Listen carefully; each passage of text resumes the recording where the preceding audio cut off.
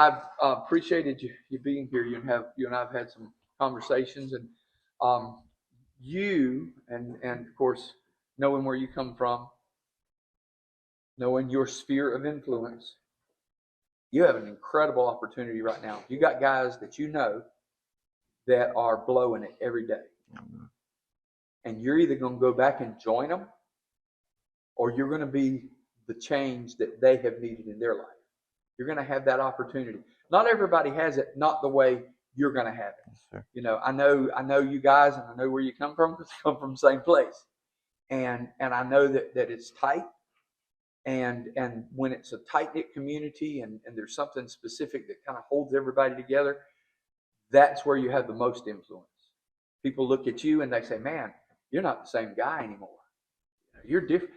That's your end to say, let me tell you why.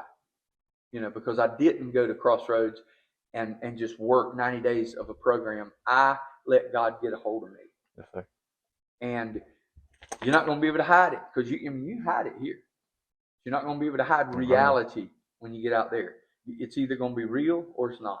And if it's real, you can have a profound impact. And that's what I'm looking for in you. Okay? Yes, sir. And we're not going to lose touch, because we're still, I haven't given up on the other things we talked about. And there's always that possibility. Keep that in mind. Right. And I'm not forgetting it. Right. So to get you going and to make sure you're prepared, we've got the devotional guide there for you from Pastor Quentin and the folks at Zion Hill Baptist Church.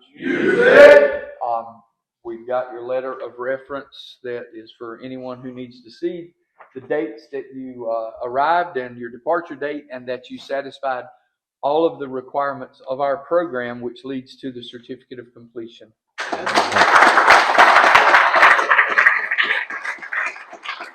Along with that, and anytime I see your name on it, there's something special for you.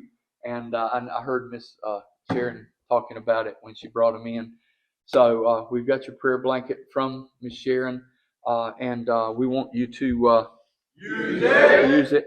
Remember the first two tools that needs to stay in your toolbox, and that's you need to pray and you need to read your Bible. And so you've got what you need to get you started. The only variable in the formula is you. Me. And so it's up to you. Yes, we're going to trust you to use it the right way. Let me give you an opportunity to share. All right. I'm going to try to get through this thing. Good morning, fellas. I've never spoken in front of a group this morning, so just bear with me. I had a lot to say, so I had to write it down and try to get through this thing fast. I want to thank God for my trials and tribulations, and knowing that I became a broken mess, that I desperately needed help. I've always known that there was a God, but I never knew him personally until I came to Crossroads, thanks to Mike Rebels telling me about the program and putting me in contact with Brad Townsend, who got me into detox before eventually bringing me here. My life before Crossroads was a total train wreck, dealing with burdens I've carried since childhood, finding my comfort with drugs, alcohol, and wild women. I was doing things my way, and it got me nowhere, so I finally decided to do and try something different and step out of my comfort zone, and I'm sure glad I did. I can honestly say, standing here today, I have a personal relationship with Christ. It wasn't instant, but day by day, I was surrendering more and more. And the more I did, the more I see my life gradually changing. I was happy again. I could laugh again. I started to enjoy life again. I want to thank everyone at Crossroads for taking their time, energy, and effort to make sure I achieved that. Being at Crossroads has opened my eyes from the war the devil had poured over them for so long. I'm glad a good shepherd left 99 behind just to come find me while I was lost, a lost soul wandering around in the wilderness. And I'm glad I finally had the strength and the faith to follow him. And it has produced so much joy and peace in my life. And for the first time in a long time, I'm happy. 90 days isn't that long, but the things I've learned and soaked up here has given me a solid foundation to build on, as Pastor Kinsley would say. I'm grateful to you, sir. I really consider you the international man of mystery. You got so much wisdom in so many different areas. It's mind-blowing to comprehend the amount of knowledge you've stored in that brain. But I appreciate you taking your time every day to pour into us and genuinely knowing you want us to succeed in life. I've learned so much about God from your classes, even though you use a bunch of fancy words sometimes that I've never heard of before. I'm glad I have access to a Webster's dictionary. But I also learned so much from your 33 series you show us. It showed me something that I've never been before, and that's a real man, even at 42 years old. I realized I was still a boy from all my actions over the years, but those videos started making things click because I had a lot of burdens I needed to deal with, and those helped me tremendously. I remember something from one of those videos that would stick with me forever. It was a quote from Emmett Smith, actually, of all people. But it was, "A dream is just a dream until you write it down and it becomes a goal." That hit home hard. And I have many goals now. And something else you always say I can apply to my life in many different ways. And you said it this morning. "You'll never find a steak worth eating in a trash can." Thank you, sir, for everything. You're a great man, a true definition of an authentic man of God. And I'll never forget your messages you preach at your church. Thank you. Quentin, I appreciate you also, wherever you're at.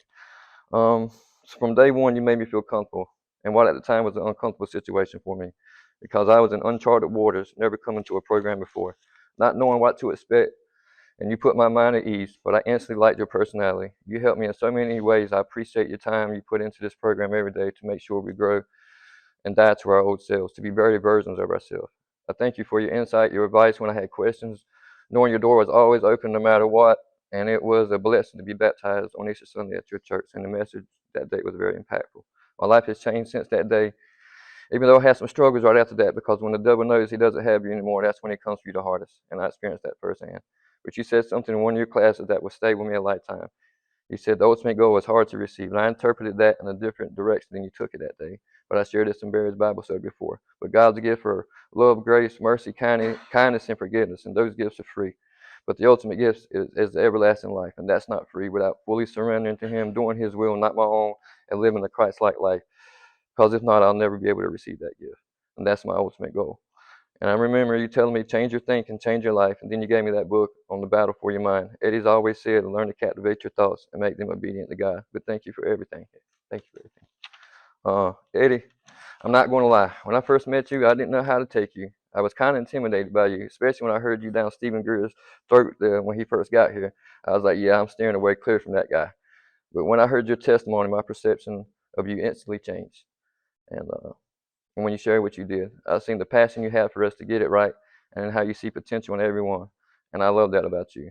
I was a little over 40 days in before I had my first evaluation. I had the chance to sit down and talk with you, even though there were others in the room. It was the first real conversation I had with you, and what you said about me, I'll never forget. Even though we haven't spoke, you were watching and observing me the whole time, because it was something you said that eventually led me to reading the book, "Don't Let the Enemy Have a Seat at Your Table," that I started to move different. And I did, and you noticed that. I could tell from what you said that in that evaluation. You're a very intelligent man, and I appreciate all your wisdom and insight. But after that day, I found myself coming to you more and more. I started to share things I never shared with anyone up until that point. I could let my guard down, and I can be vulnerable, and that alone helped me out. And I'm glad I got to hear your sermons at your church. Very powerful. Thank you for everything. Mr. Heath, the man of few words. I learned very, very fast. If someone wasn't talking about comics, movies, getting caught cursing, or trying to find the secret ingredient for butter sausage, the conversation would be quick and straight to the point. But I learned the benefits of being silent.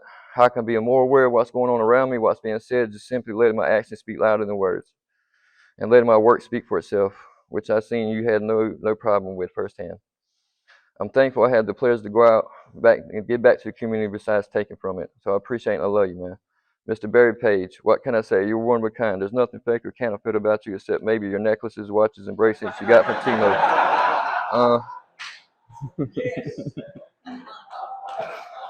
I love you. I love you, man. Your Bible studies help me out so much, man. Not to be afraid to open up around other people and putting my emotions into words, something I struggled with before I got here. Your studies helped me out so much. Gradually, I started sharing things I never thought I would. And thank you for taking your time to do those studies. They help us out in so many different ways. And I'm glad I got to hear you preach at church. The passion you have for the Lord is undeniable. And I can see you really become a preacher one day. I appreciate every conversation we had, and when you did your message on the full armor of God, which was amazing, by the way, that was awesome. I'm glad I got to hear that. And something you said at CR, turning your pain into purpose, I'll never forget. So thank you for everything, man. Thank you for everything. Sean Cook, thank you for being. I had to write this down. Thank you for being who you are, man. We had probably the deepest conversations I've had with anyone since I've been here. I love your personality, your positive attitude, and energy. The one thing you helped me out with was how to look at things sometimes through others' point of view, just through a different lens. Has helped me keep an open mind to them. So I appreciate it and I love you and I won't forget you, man. Tony, I appreciate you and what you do here. You have a great soul when you're not being a raging bull. But thank you for our many talks. I never forget those. I wish you the best, and I love you, man. I want to thank Miss Sharon for what she does here and for making my blanket. Thanks for all the speakers.